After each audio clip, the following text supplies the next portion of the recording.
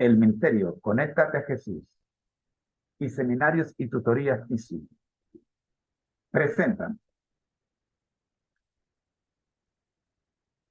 desde Panamá, Puente del Mundo y Corazón del Universo, la serie Feliz para Siempre, en su segmento El Conflicto de los Siglos.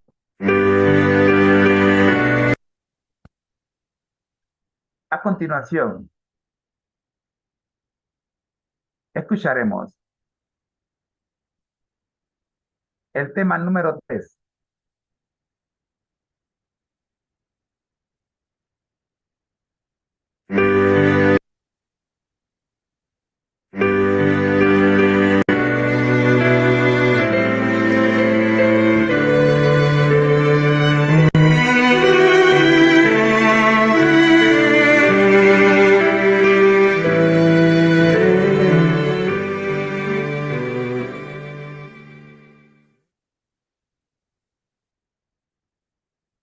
El apóstol Pablo, en su segunda carta a los tesalonicenses, predijo la gran apostasía que habría de resultar en el establecimiento del poder papal.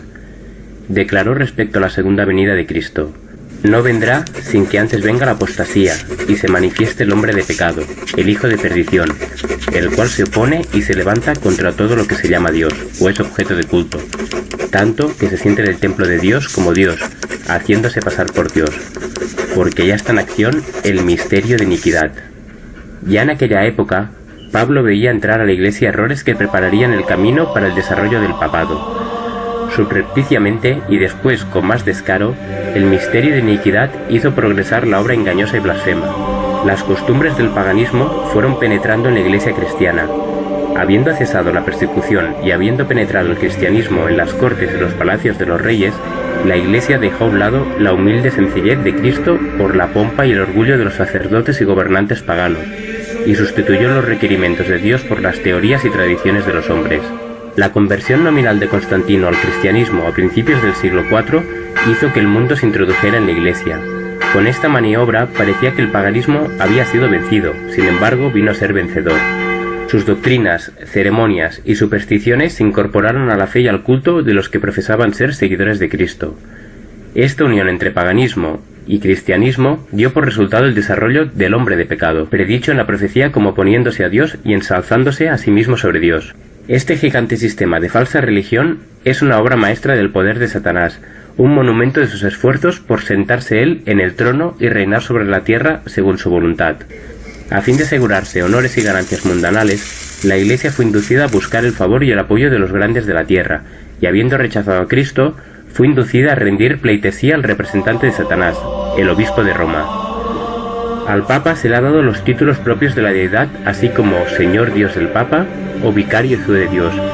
A la vez se lo ha declarado infalible. Muchos son hoy los que están dispuestos a rendirle homenaje. La Biblia declara en palabras de Jesús: «Al Señor tu Dios adorarás y a Él solamente servirás». La doctrina de la supremacía papal se opone abiertamente a las enseñanzas de las Escrituras, y es sólo por medio de la usurpación que el Papa puede ejercer autoridad sobre la Iglesia de Cristo. Los católicos han persistido en acusar a los protestantes de herejía y de separarse de la verdadera Iglesia, pero ellos son los que arriaron la bandera de Cristo y se apartaron de la fe que una vez fue entregada a los santos. Satanás sabía que la Biblia capacitaría a los hombres a discernir sus engaños. Es así como Cristo venció en el desierto de la tentación con el escudo de la verdad en un escrito está. Para mantener su poder sobre los hombres y establecer la autoridad del usurpador papal, Satanás necesita que los hombres ignoren las Escrituras. Por centenares de años fue prohibida la circulación de la Biblia. No se permitía a la gente que la leyese ni que la tuviese en sus casas, y los sacerdotes y obispos sin principios interpretaban las enseñanzas de la Biblia para sostener sus mentiras. Así fue como el Papa vino a ser reconocido casi universalmente como vicegerente de Dios en la tierra, dotado de autoridad sobre la Iglesia y el Estado. Una vez suprimido lo que descubría el error, Satanás hizo lo que quiso. La profecía había declarado que el papado pensaría cambiar los tiempos y la ley, y para dar a los convertidos del paganismo un sustituto para la adoración de los ídolos, se introdujo gradualmente en el culto cristiano la adoración de imágenes y reliquias. Para completar su obra sacrílega, Roma se atrevió a borrar de la ley de Dios el segundo mandamiento, que prohíbe la adoración de las imágenes. No te harás imagen ni ninguna semejanza de lo que está arriba en el cielo, ni abajo en la tierra, ni en las aguas debajo de la tierra. No te inclinarás a ellas ni las honrarás. Y dividió en dos el 10º mandamiento para conservar la cantidad. Satanás también atentó contra el 4º mandamiento y trató de echar a un lado el antiguo sábado, el día que Dios había bendecido y santificado, para exaltar en su lugar el día festivo observado por los paganos, el venerable día del sol, el domingo. En los primeros siglos, el sábado verdadero había sido guardado por todos los cristianos. Sin embargo, para llamar la atención de los fieles hacia el domingo, este fue declarado día de fiesta en honor a la resurrección de Cristo. Satanás había inducido a los judíos a que recargasen el sábado de leyes absurdas que hacían de su observancia una carga pesada. De este modo, el sábado se fue despreciando cada vez más. En contraposición al sábado, se hacía del domingo un día de fiesta alegre.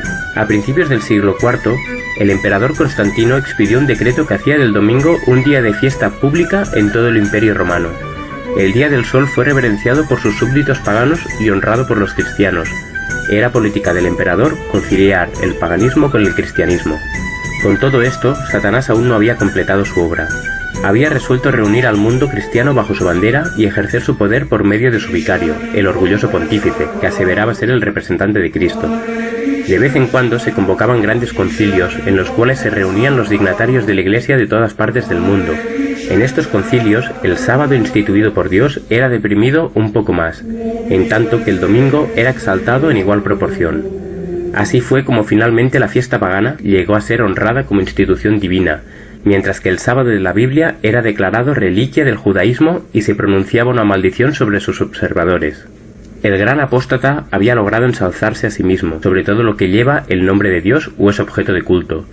Se había atrevido a alterar el único precepto de la ley divina que señala de un modo infalible a toda la humanidad al Dios viviente y verdadero. En el 4º mandamiento, Dios es revelado como el creador de los cielos y de la tierra, y por tanto, distinto de todos los dioses falsos. Como monumento conmemorativo de la obra de la creación, el 7º día fue santificado como día de reposo para el hombre.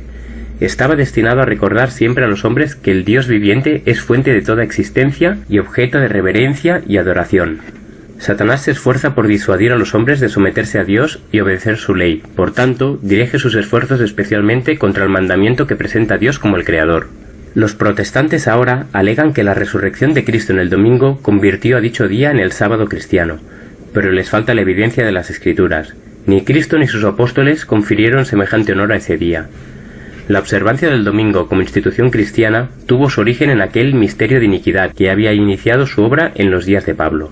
En el siglo VI, el Papa llegó a establecerse firmemente. Se fijó el asiento de su poder en la ciudad imperial, y el obispo de Roma fue proclamado cabeza de toda la Iglesia. El paganismo había dado lugar al papado. El dragón había dado a la bestia su poder y su trono y grande autoridad. Entonces comenzaron los 1260 años de opresión papal predicha en las profecías de Daniel y el Apocalipsis.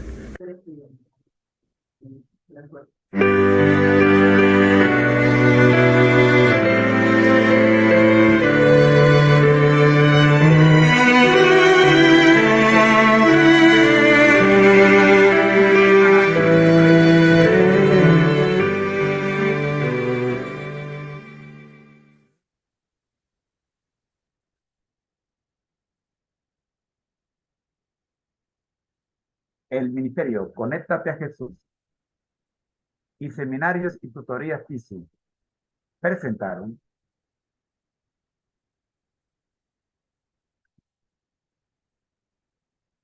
Mente, carácter y desde Panamá, Puente del Mundo y Corazón del Universo, la serie Feliz para Siempre en su segmento El Conflicto de los Siglos. Oremos. Nuestro Dios que estás en el cielo, gracias le damos por permitirnos en este momento dar por concluida la hora del espíritu de profecía. Oramos en el nombre de Jesús. Amén. Ha sido una producción del Ministerio Conéctate a Jesús y el Ministerio Conéctate a Jesús y Seminario y Tutorías TISU. Somos mucho más que cursos y clases privadas. Les esperamos la próxima semana cuando despediremos el sábado con el espíritu de profecía. Recuerden, todos los días estamos estudiando la serie El Conflicto de los Siglos desde las 6 9:30 de la mañana, hora de Panamá. Les esperamos. El Señor les bendiga. Muy, pero muy buenas tardes. Feliz semana.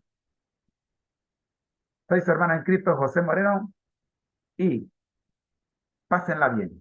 Bendiciones.